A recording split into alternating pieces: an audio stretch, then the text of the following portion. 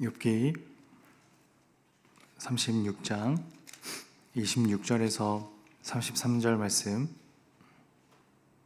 그리고 37장 12절에서 16절까지 말씀을 읽겠습니다. 욥기 36장 26절에서 33절, 그리고 37장 12절에서 16절까지 말씀 교독하겠습니다.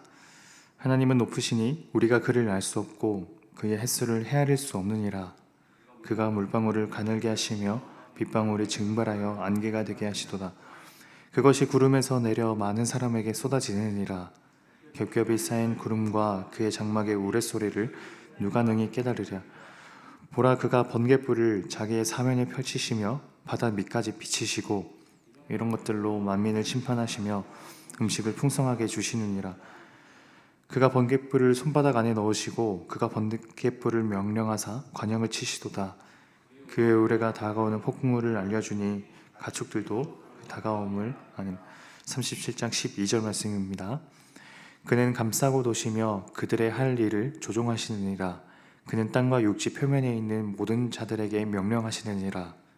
혹은 징계를 위하여, 혹은 땅을 위하여, 혹은 긍휼을 위하여 그가 이런 일을 생기게 하시느니라. 욥이여, 이것을 듣고 가만히 서서 하나님의 오묘한 일을 깨달으라. 하나님이 이런 것들에게 명령하셔서 번개로 번쩍거리게 하시는 것을 그대가 아느냐. 함께 읽겠습니다. 그대는 겹겹이 쌓인 구름과 완전한 지식의 경이로움을 아느냐. 아멘. 엘리후는 어제 욥에게 말했습니다. 사람의 겪는 고통은 하나님이 사람을 가르치시는 기회라고요. 그러니 고통 안에 있는 사람은 자신이 통과하는 그 고통 뒤에 숨어있는 의미, 또 하나님의 교훈을 헤아려야 한다고 말했습니다. 그런데 오늘 저희가 읽은 말씀은 어제 엘리후의 주장과는 조금 다른 의미를 담고 있는 것처럼 보입니다. 26절, 하나님은 높으시니 우리가 그를 알 수 없고 그의 햇수를 헤아릴 수 없느니라. 엘리후는 하나님의 초월적인 지혜, 인간의 이성으로는 결코 가다울 수 없는 절대적으로 높으신 하나님의 지혜를 말합니다. 29절은 또 이렇게 되어 있네요. 겹겹이 쌓인 구름과 그의 장막의 우레소리를 누가 능히 깨달으랴. 결코 알지 못하는 인간의 지혜라는 것이 있다라는 것을 말하는 겁니다. 엘리후는 하나님이 창조하시고 다스리며 운행하는 창조 세계의 원리를 드는데요. 물방울이 가늘게 되면서 증발하고 안개가 되면서 어느새 빗방울이 되기도 하는, 구름이 빽빽이 쌓인 곳에서 번개와 천둥이 생성되고, 하나님은 천지를 흔들리게 하는 우레소리를 발하기도 하시며 또 그 우레소리를 멈추게도 하시는 분. 자연세계의 작동 원리를 알지 못하는 인간은 자연을 향해 명령 내릴 수도 없지만 하나님은 인간이 알 수 없는, 또 할 수 없는 일을 알고 할 수 있는 분이라는 것까지 엘리후는 말합니다. 그런데 엘리후가 하나님과 인간의 이 차이를 벌리는 것은 단지 어떤 인식적인 측면, 그러니까 이 세상의 작동 원리를 아느냐 그런 측면, 또는 행위적인 측면, 자연을 향해 명령을 내리시거나 자연이 순종하게 만드는 것이나 그런 것에만 있는 것은 아닌 것 같다는 점이 좀 특징적인데요. 선과 악이라는 이 도덕관에 대해서도 엘리후는 인간의 도덕관으로는 하나님의 선과 악의 기준을 파악하기 어렵다고 말하는 것처럼 보입니다. 36장 30절을 개역개정 성경은 하나님이 번갯불을 사면만이 아니라 바다 밑까지 비추신다고 나와 있지만 세번역 성경은 좀 다르게 되어 있습니다. 30절, 온 하늘에 번개를 보내십니다. 그러나 바다 밑 깊은 곳, 어두운 곳은 어두운 채로 두십니다. 하늘에 번개를 보내어서 그 번갯불로 빛을 환하게 비추는 곳이 있는가 하면 어떤 곳은 어두운 그 자체로 내버려 두시는 곳이 있다는 거죠. 이어지는 31절이 참 의미심장합니다. 이런 방법으로 사람을 기르시고 먹거리를 넉넉하게 해주십니다.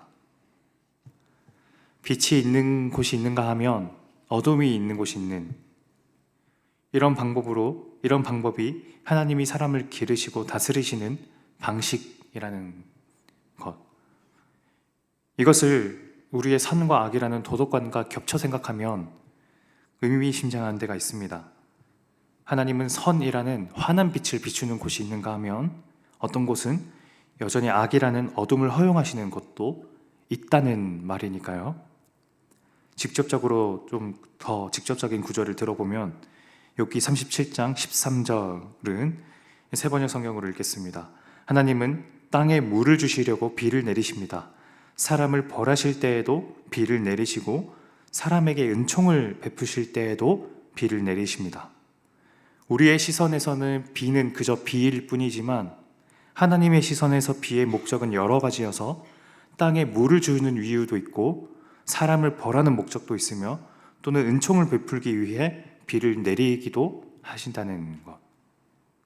그러니 우리의 도덕관에서는 선은 선이고 악은 악이지만 하나님은 악도 원하신다면 선의 도구로 바꾸실 수 있는 분이시며, 그것처럼 욥의 고통이라는 겉보기에는 악처럼 느껴지는 것도 실은 하나님에게는 선이라는 의미까지 엘리후는 이 말에 담고 있는 것 같아요. 그러므로 엘리후의 말의 결론은 24절입니다. 24절. 그러므로 사람들은 그를 경외하고 그는 스스로 지혜롭다 하는 모든 자를 무시하느니라. 우리의 시선으로는 그 너머의 것을 알지 못하기 때문에 하나님께서 사람을 진실로 바르게 인도하신다는 그 진리를 믿어야 한다는 것이 엘리후의 마지막 37장의 결론입니다. 오늘 엘리후의 말은 분명 어제보다 훨씬 욥에게 그리고 저희들에게 와닿습니다. 그리고 더 솔직한 말씀을 드리자면 저는 적어도 오늘 엘리후의 말만큼은 틀린 점을 하나도 발견하지 못했습니다. 하지만 왜 여전히 마음 어딘가가 해결된 것처럼 말끔한 기분이 들지 않는 걸까요? 욥기 37장 24절과 38장 1절 그 사이의 여백이 저는 자꾸만 눈에 밟힙니다. 왜 욥기 37장은 엘리후의 말에서만 끝나는 걸까요? 이어지는 38장에 들어가면 하나님께서 드디어 나타나셔서 길게 말씀하시는데, 그 37장과 이후 나오는 38장의 그 하나님의 연설 사이의 행간에서 엘리후의 긴 연설을 듣고 있었을 욥의 표정이 저는 자꾸만 떠오르는 겁니다. 그때 욥은 어떤 심정이었을까? 아닌 게 아니라 엘리후의 오늘 말은 이후에 등장하는 하나님의 연설의 내용적인 측면에서는 굉장히 유사합니다. 그리고 욥은 오늘 엘리후의 연설과 비슷한 내용의 하나님의 말씀을 듣고 나선 제가 회개합니다, 돌이킵니다 라고 하나님께 고백하죠. 그렇다면 욥은 엘리후의 연설에서부터 그 마음이 움직였다고 생각해야 할까요? 저는 좀 다른 이유가 있다 생각합니다. 적어도 욥이 돌이키고 회개한 건 엘리후의 연설에 동의해서도 또 이후에 나오는 하나님께서 말씀하시는 그 말씀의 내용에 감화되어서 라는 이유는 아닌 것 같아요. 다른 이유가 더 있다 생각하는데, 거기에 대해서는 그 점에 대해 언급하는 건 오늘 본문의 범위를 좀 벗어나는 것이므로 더 지금 언급하지는 않겠습니다만, 이렇게 생각합니다. 이상한 표현 같지만 우리는 하나님을 높이기 위해 때로 사람의 아픔을 괄호에 집어넣을 때가 많이 있는 것 같습니다. 그리고 그 사람의 아픔이란 하나님께 돌려져야 할 찬양보다 훨씬 더 중요한 것이 아니라 하고 생각할 때가 있는 것 같아요. 하지만 하나님의 존재만큼이나 인간에게 있는 고통이라는 것은 생생합니다. 저는 궁극적으로는 이 욥기가 그동안 누락되어 온 이 사람의 고통, 말하지 못하는 이들의 그 아픔에 하나님이 귀를 기울이시는 것처럼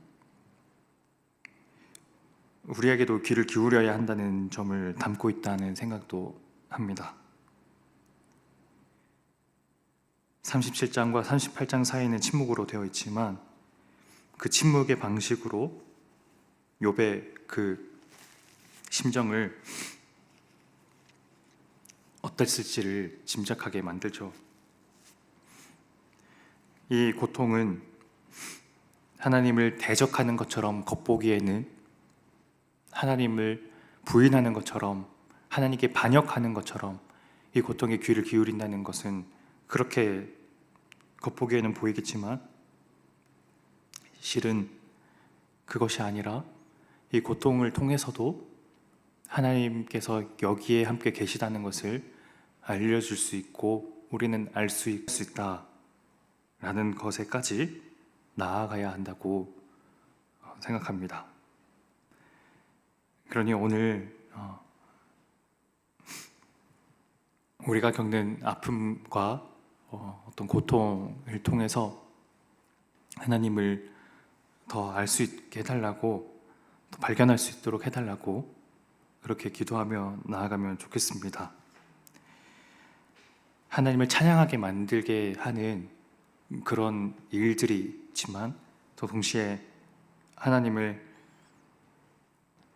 높으심과 선하심을 의심하게 만드는 일도 있고 하지만 그 모든 일들을 껴안으면서 하나님을 향해 나아가는 그런 오늘 저희들 되길 원합니다.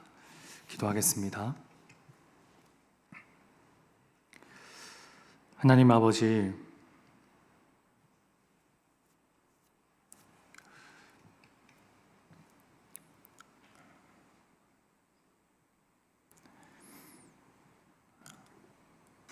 엘루의 긴 말 앞에서 욥이 침묵했고 또 그리고 그 말을 욥은 어떻게 생각했는지 성경은 더 이상 기록하진 않지만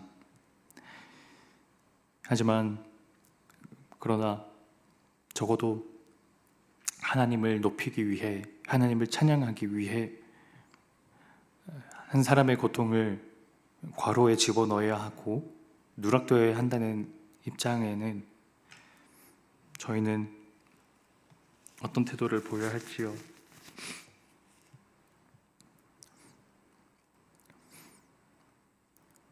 그 고통은 하나님을 드러내지 못한다고 생각하는 그 입장에 대해서는 저희는 단호하게 거부하고 오히려 그 고통 안에서 하나님을 느끼고 감각하고 또 하나님이 선하시다는 것을 믿는 것까지 나아가는 길이 오늘 욥에게 있다는 것을 저희가 바라보면서 그러면서 저희에게 있는 하나님의 은혜를 발견하고 간직하면서 앞을 향해 나아갈 수 있도록 주님 은혜 베풀어 주옵소서. 하나님을 찬양하게 만드는 쉬운 일들이 저희들에게 있지만 하나님을 쉽게 찬양하게 만들지 못하는 일들도 있을 때 그럴 때조차도 하나님 안에서 그 하나님의 은혜를 더 감각할 수 있는 그런 놀라운 기회가 될 수 있다는 것을 오늘 이 시간을 통해서 다시 한번 생각할 수 있도록 주님 은혜 베풀어 주옵소서. 예수님 이름으로 기도드립니다. 아멘. 오늘 이렇게 기도했으면 좋겠습니다.